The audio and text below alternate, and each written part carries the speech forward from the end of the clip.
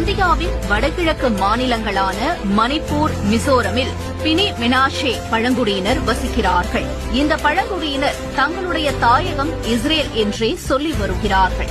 இவர்கள் இஸ்ரேலில் last try, அதாவது இஸ்ரேலில் மறைந்து போன பழங்குடி இனங்களில் மனாசேயின் சந்ததியினர் என்று அடையாளம் காணப்படுகிறார்கள்.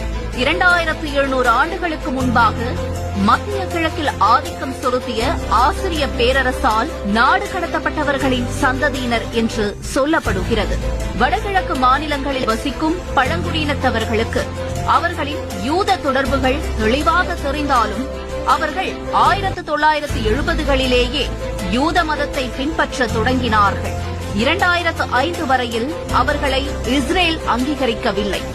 2005ஆம் ஆண்டு நடத்திய மரபணு ஆய்வு பினி மெனாஷே பழங்குடியின சமூகத்தினருக்கும் மத்திய கிழக்கில் வசித்தவர்களுக்கும் இடையிலான வம்சாவளி உறவை நிரூபிக்க அவர்களை இஸ்ரேல் தங்கள் நாட்டு மக்களாக அங்கீகரிக்க தொடங்கியது.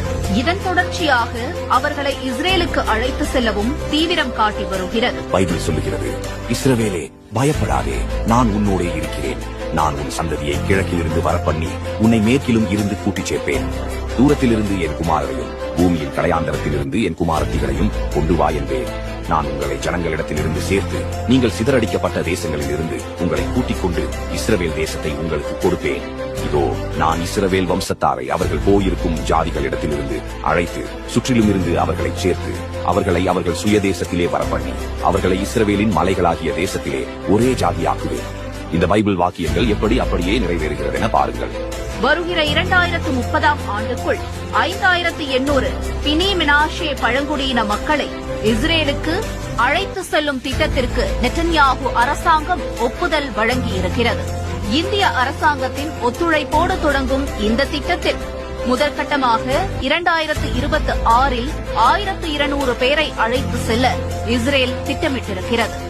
இடம்பெயரும் இவர்களுக்கு குடியிருப்பு, வேலைவாய்ப்பு, கல்வி, ஹீப்ரு மொழியை கற்பிப்பது எல்லாம் இஸ்ரேல் ராணுவத்துடைய பொறுப்பு என்று இஸ்ரேல் அரசாங்கம் தெரிவித்திருக்கிறது. இந்த திட்டத்திற்காக 2040 கோடி ரூபாயை இஸ்ரேல் அரசாங்கம் ஒதுக்கீடு செய்திருக்கிறது.